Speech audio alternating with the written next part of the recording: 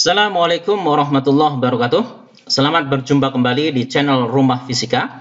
Pada kesempatan kali ini kita akan melanjutkan pembahasan soal fisika SIMAK UI ya, tahun 2019. Oke, tetap semangat, terus belajar. Mudah-mudahan ini bisa membantu kalian dalam mempersiapkan diri untuk menembus ujian-ujian di perguruan tinggi yang kalian inginkan. Oke. Selamat menyaksikan, jangan lupa tekan tombol subscribe dan juga tekan jempol ke atas. Sekarang kita lihat soal berikut ini ya. Sebuah elektron bergerak di ruang hampa searah sumbu X positif menuju ke daerah dengan medan magnet H. Jadi di sini medan magnet ini dinyatakan dengan intensitasnya ya. Jadi H ini sama dengan 32 kiloampere per meter. Ke arah sumbu Y positif. Jadi kecepatan ke arah sumbu X positif, sementara arah medannya ke Y positif. Jadi tegak lurus ya.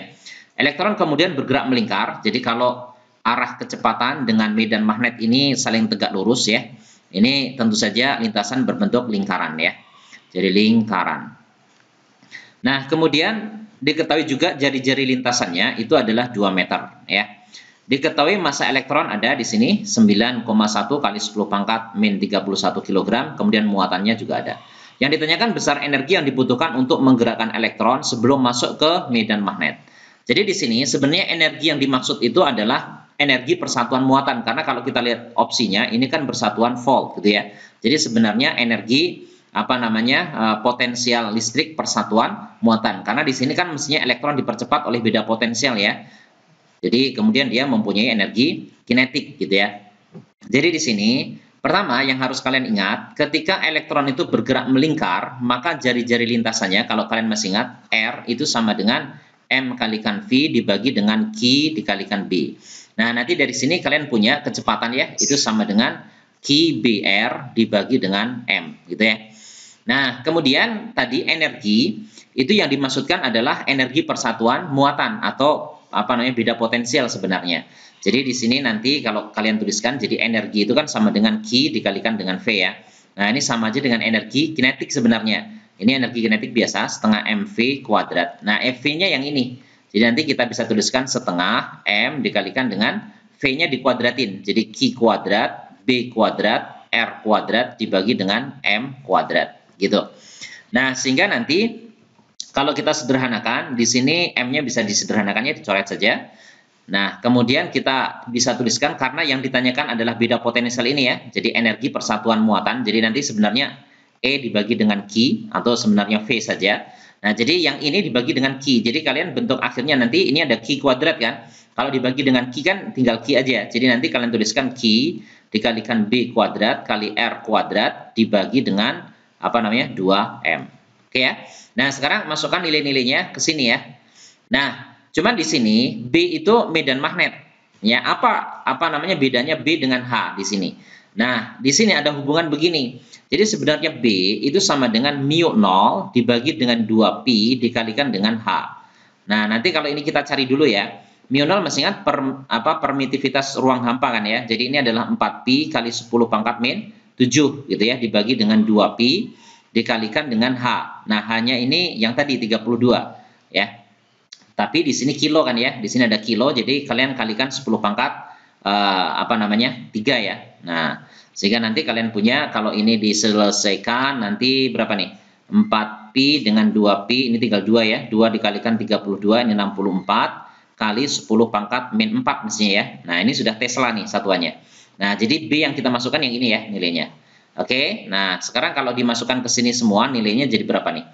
Kalau kita masukkan coba ya, Q-nya 1,6 kali 10 pangkat min 19, kemudian B-nya dikuadratin, tulis saja beginilah, 64 kali 64 kali 10 pangkat, ini min 4 dikuadratin ya, jadi min 8, kemudian R-nya dikuadratin karena R-nya itu tadi 2 meter yang ini, jadi nanti di sini jadi 4 dibagi dengan 2M ya, 2 dikalikan masanya itu 9,1 kali 10 pangkat min 31 gitu ya. Nah, ini lebih sederhana lagi, 2 dengan 4 kalian coret saja, ini tinggal 2 sehingga nanti bentuk akhirnya kira-kira begini ya. Nanti di sini 1,6 kali 2, ini diselesaikan dulu jadi sekitar 3,2 kan ya. Kemudian di sini ada 64 kali 64 dibagi dengan 9,1. Nah, ini si pangkatnya kita selesaikan ya. Ini 19, ini 8 gitu ya. Jadi nanti min 27 di sini min 31. Kalau dinaikkan ke atas nanti jadi 31 kan ya. Jadi 10 pangkat berapa nih? Pangkat 4 ya, pangkat 4. Nah, nanti kalau kita coba gunakan satuan-satuan saja. Jadi maksudnya 64 di sini 64 itu kalian tulis saja 6,4 6,4. Nanti jadi begini bentuknya. 3,2 kali 6,4 kali 6,4 dibagi 9,1 gitu ya. Nah, ini 10 pangkat 6 jadinya ya. 10 pangkat 6 itu kan mega. Nah, nanti kalau kalian hitung ya dengan didekati sajalah ya, dengan pendekatan saja. Nah, jadi misalnya ini kalian nanti coret saja ini dengan ini jadi 3 gitu. Nanti hasilnya yang ini kurang lebih itu hasilnya adalah 14. Ya, jadi 14 lebih sedikit lah. Nah, sehingga nanti jawaban akhirnya itu adalah V-nya nanti ketemunya adalah 14 megavolt gitu ya. Jadi jawabannya adalah yang D. Oke ya, di sini ya, jawabannya adalah D. Gunakan persamaan tadi. Oke, sekarang kita lihat soal tentang satelit geostasioner ya. Di sini ceritanya gini, suatu satelit komunikasi berada tepat di atas kota Pontianak dan merupakan satelit geostasioner. Jadi satelit geostasioner ini satelit yang selalu mengiringi satu kawasan tertentu ya, sehingga nanti periodenya itu sama dengan periode revolusi bukan revolusi ya, periode rotasi bumi gitu ya. Jadi kalau bumi itu berotasi itu selama 24 jam, maka ini juga sama ya, karena dia selalu di atas satu tempat tertentu. Kalau di sini misalnya kota Pontianak, maka satelit itu selalu di atas kota Pontianak. Jadi nanti periodenya itu sama dengan 24 jam. Ya, ini 24 jam. Kalau kita ubah ke detik ya berarti 24 dikalikan dengan 3.600 ya. Jadi ini sama dengan berapa ini? 86.400 ya kalau kita hitung ya. Coba kalian hitung ya, nanti hasilnya segini. Atau kalau kita ubah ke bentuk yang pakai notasi ilmiah ya berarti 8,64 ya kali 10 pangkat 4 ya second gitu ya. Oke, segitu itu periodenya. Kemudian jari-jari bumi ya diketahui 6.000 km ya. Jadi ini jari-jari bumi R sama dengan 6.000 km nih ya, kilometer. Kemudian massa bumi dikasih tahu besarnya segini massa bumi. Kemudian tetapan umum gravitasi juga ada. Nah, kemudian satelit ini mengorbit pada ketinggian berapa gitu ya. Nah, kalau kita ingat kembali tentang gerak melingkar, jadi kalau misalnya ini adalah bumi kita, kemudian ini jari-jari bumi ya. Ini jari-jari bumi. Nah, satelit itu misalnya mengorbit di ketinggian H misalnya. Jadi satelitnya dari sini misalnya, ini satelit. Nah, ini ketinggiannya misalnya adalah H ya dari permukaan bumi. Nah, jadi nanti diukur dari pusat bumi itu adalah R ditambah dengan H. Nah, kenapa satelit ini bisa bergerak melingkar ya, mengorbit bumi? Itu karena ada gaya sentripetal. Ya, nanti yang berperan sebagai gaya sentripetal gaya gravitasi. Jadi kita bisa sama dengarkan begini. Jadi gaya gravitasi ini yang berperan sebagai gaya sentripetal. Nah, kalau kalian masih ingat gaya gravitasi apa rumusnya? G besar, ya, tetapan umum gravitasi, dikalikan dengan massa bumi, dikalikan dengan massa satelit, dibagi dengan jarak ya, dari pusat bumi ke satelit, karena jarak itu diukur dari pusat bumi. Jadi nanti di sini R ditambah dengan H, ya, jangan lupa kuadrat ya. Nah, ini dikuadratin. Nah, ini yang menjadi gaya sentripetal, yaitu M, kalau kalian masih ingat, omega kuadrat dikalikan dengan R ya. Nah, R-nya ya R plus H ya di sini. R plus H. Nah, gitu ya. Oke. Nah, di sini ada yang bisa dicoret nih. Jadi nanti kalian bisa coret. Di sini massa satelitnya habis, gitu. Kemudian nanti kita punya ini R plus H-nya pindah ke kanan saja ya. Nanti kalian bisa tuliskan gini. Jadi GM, gitu. Ini sama dengan ini omega. Kalian masih ingat kan ya? Jadi omega. Jadi omega itu sama aja dengan 2pi dibagi dengan T, yaitu omega. Sehingga nanti kalau kita masukkan ke sini, karena omeganya kuadrat ya, itu berarti menjadi 4pi kuadrat. 4pi kuadrat dibagi dengan T kuadrat ya. T kuadrat dikalikan dengan R plus H. Jangan lupa kuadrat. Ya, ini kuadrat. Gitu kan? Sorry, bukan kuadrat ya. Ini kan sudah kuadrat, kali itu jadi pangkat 3 ya. Nah, ini pangkat 3. Nah, gitu. Oke. Nah, sehingga nanti kita bisa susun begini. Berarti R ditambah dengan H pangkat 3.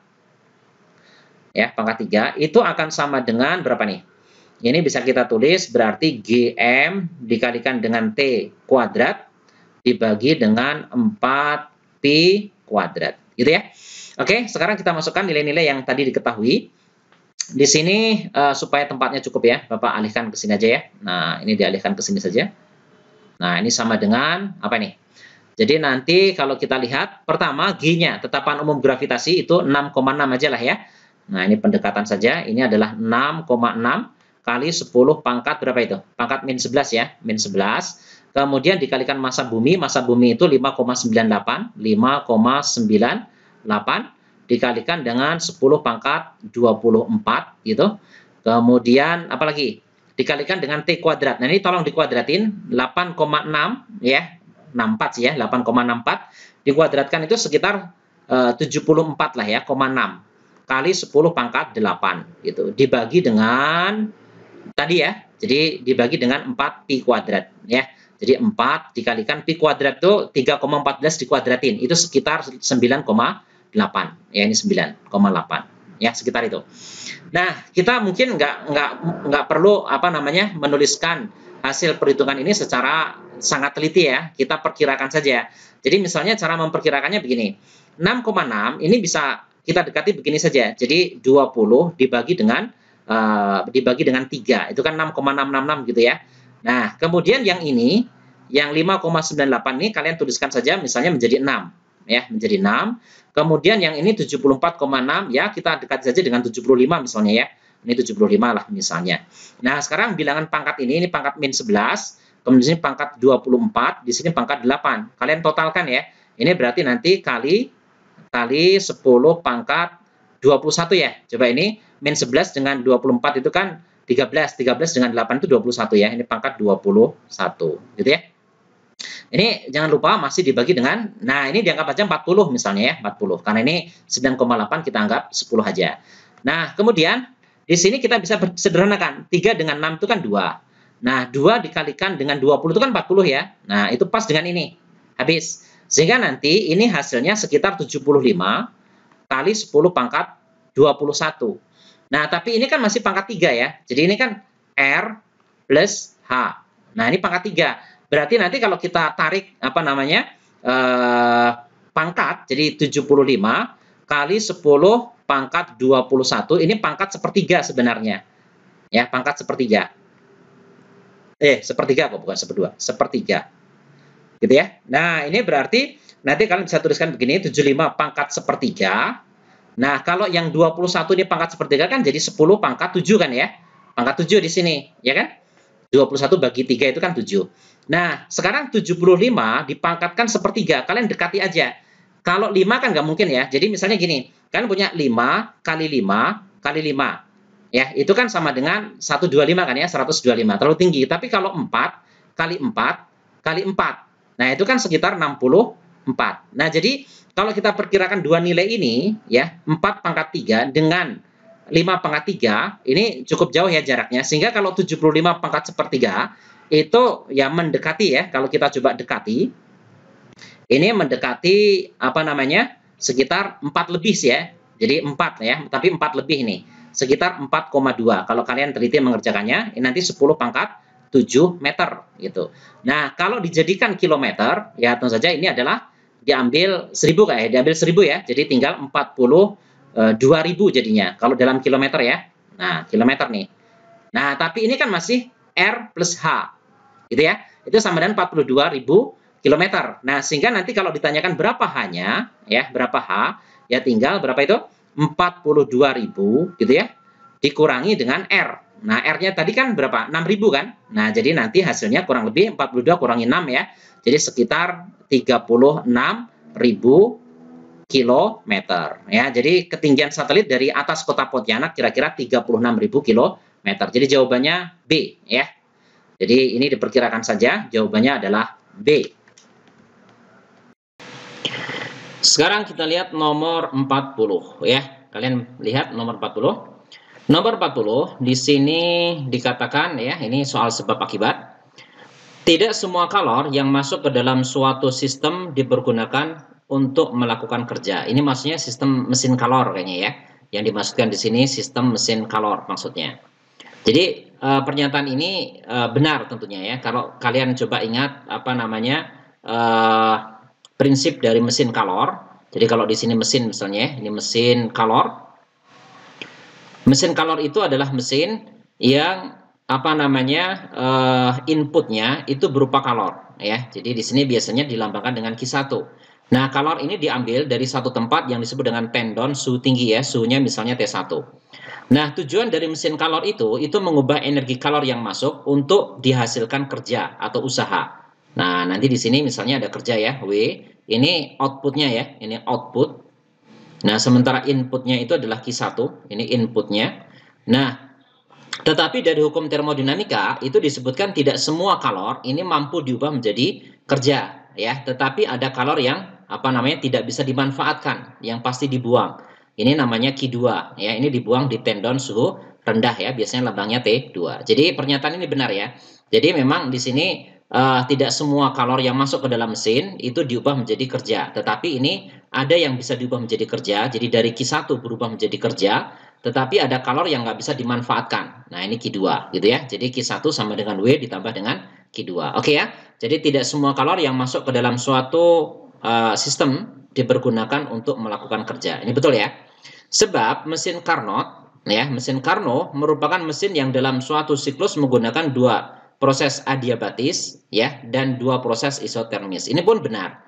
Ya, jadi mesin Carnot itu adalah mesin kalor ya, mesin kalor ideal yang apa namanya terdiri dari dua proses adiabatis dan dua proses isotermal. Jadi kalau kalian apa namanya ingat diagram prosesnya, kalau ini tekanan misalnya ke sana misalnya ini volume, maka pada siklus Carnot begitu, ini terdiri dari dua proses isotermal. Misalnya dari sini ya, dari A ke B misalnya. Ini adalah proses isotermal ya. Kemudian dilanjutkan dengan adiabatik misalnya ke titik C, kemudian nanti dilanjutkan ke titik D, ini kembali isotermal ya. Ini isotermal lagi ke sana, kemudian nanti dari D ke A ini kembali adiabatik. Nah, jadi ada dua proses adiabatik, yaitu proses yang tidak melibatkan kalor ya, jadi tidak ada kalor yang masuk maupun yang keluar, dan proses isotermal ya, proses pada suhu tetap. Nah, kalau dari A ke B ini misalnya berlangsung pada suhu T1, sementara dari C ke D ini berlangsung pada suhu T2 gitu ya. Jadi A, B dan apa namanya CD ini adalah isotermal atau isotermis ya. Kemudian di sini kalau dari B ke C dan dari D ke A ini adalah proses adiabatik ya, adiabatik atau adiabatis. Oke ya, bisa dipahami ya. Tetapi kalau kita lihat antara pernyataan dengan alasan di sini apa namanya tidak memiliki hubungan sebab akibat. Ya, jadi berdiri sendiri-sendiri kan ya. Jadi yang satu ini bercerita soal prinsip mesin kalor begitu ya. Kemudian yang ini apa bercerita soal siklus apa namanya mesin Carnot begitu ya. Jadi ini yang tepat jawabannya adalah B. Oke, sekarang kita lihat nomor 33. Ini tentang gas ideal ya. Gas oksigen berada dalam suatu wadah tertutup pada suhu 27 derajat Celcius. Jadi di sini diketahui ya, wadah tertutup, kemudian suhunya 27 derajat Celcius. Dalam pembahasan teori kinetik gas ya, nanti suhu ini harus kita ubah menjadi bersatuan Kelvin ya, jadi 27 derajat Celcius. Ini kita ubah ke Kelvin, jadi ditambah dengan 273 ya. Jadi nanti jadi 300 Kelvin. Kemudian jika konstanta Boltzmann-nya adalah segini, kemudian yang ditanyakan kecepatan rata-rata molekul gas. Nah, pada pembahasan gas apa namanya ideal ya, teori kinetik gas. Nah, di sini nanti ada beberapa kecepatan yang harus kalian ingat ya. Jadi pertama ada yang disebut dengan kecepatan efektif atau sering disebut dengan kecepatan RMS. Ini adalah akar 3kT dibagi dengan M. Ya, K ini tadi konstanta Boltzmann yang ini tadi. Kemudian T-nya suhu, M-nya ini massa ya, massa partikel gasnya. Nah, rumus ini bisa dimodifikasi, nanti bisa juga dinyatakan dengan 3RT dibagi dengan MR. Kalian tahu MR ini apa massa molekul relatif. Nah, di sini apa namanya meskipun tidak diketahui berapa, ya kalian dianggap tahu ya. Kalau MR oksigen itu adalah 32 gram per mol ya. Jadi ada satuannya ya, MR itu gram per mol. Nah, nanti ini kita ubah ya. Jadi karena ini kita bekerja dengan SI nanti dengan satuan internasional, ini harus kita ubah satuannya jadi 32 kali 10 pangkat min 3 kg per mol jadinya. Gitu ya. Oke, Nah, kemudian ini kecepatan efektif. Nah, kemudian ada yang disebut dengan kecepatan rata-rata. Ya, kecepatan rata-rata. Ini bisa dinyatakan dengan akar 8 RT dibagi dengan pi kalikan mr. Nah, ini juga bisa dimodifikasi dengan KT ya. Jadi 8 KT per pi kali m ya, bisa. Nah, kita akan menggunakan rumus yang ini ya. Nah, kita akan menggunakan rumus yang ini. Nah, di sini kalau kita masukkan angka-angkanya, juga R di sini meskipun nggak diketahui ya, R-nya kalau kalian masih hafal ya, R ini adalah 8,31 Joule per mol Kelvin. Gitu ya, tetapan umum gas ideal. Oke, nah sekarang masukkan ke sini angka-angkanya, jadi 8 kalikan 8,31 kalikan T-nya tadi 300 ya, 300. Kemudian dibagi dengan pi 3,14. Kemudian dikalikan dengan MR ya. Jadi massa molekul relatifnya adalah 32 kali 10 pangkat min 3. Gitu ya. Nah, ini kemudian kita sederhanakan. Mana yang bisa disederhanakan? Ini 8 dengan 32 ya. Ini dapat 4 di sini. Nah, kemudian ini kita coba dekati ya. Kita dekati. Jadi di sini ada 8,31. Ini dikalikan dengan 3 saja. Nah, ini hasilnya kan mendekati 25 kan. Jadi ini kan 24,93 ya. Jadi anggap aja 25. Jadi nanti bagian yang atasnya kita bisa tuliskan di sini 25 kali 100 jadi 2500. Kemudian di sini 3,14 kali 4 ini kan 12,56 ya. Kemudian 10 pangkat min 3-nya bisa naik ke atas jadi 10 pangkat 3 gitu ya. Oke. Nah, nanti di sini ada juga pendekatan yang lain. Ini meskipun 12,56, kalian bisa menganggap aja 12,5 lah ya. 12,5, nggak terlalu jauh lah. Nah, ini kalau kita coret dengan 1000 dibagi 12,5 itu kan sekitar 80-an kan ya. Jadi bukan sekitar ya, memang 80. Jadi nanti kalau kita hitung ini 80 kali 2500, ini tentu saja adalah berapa nih? Ya, 200.000 ya. Nah, ini 200.000. Nah, gitu ya.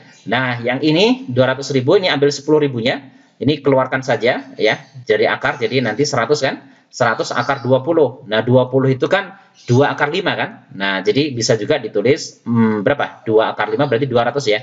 200 akar 5. Gitu ya.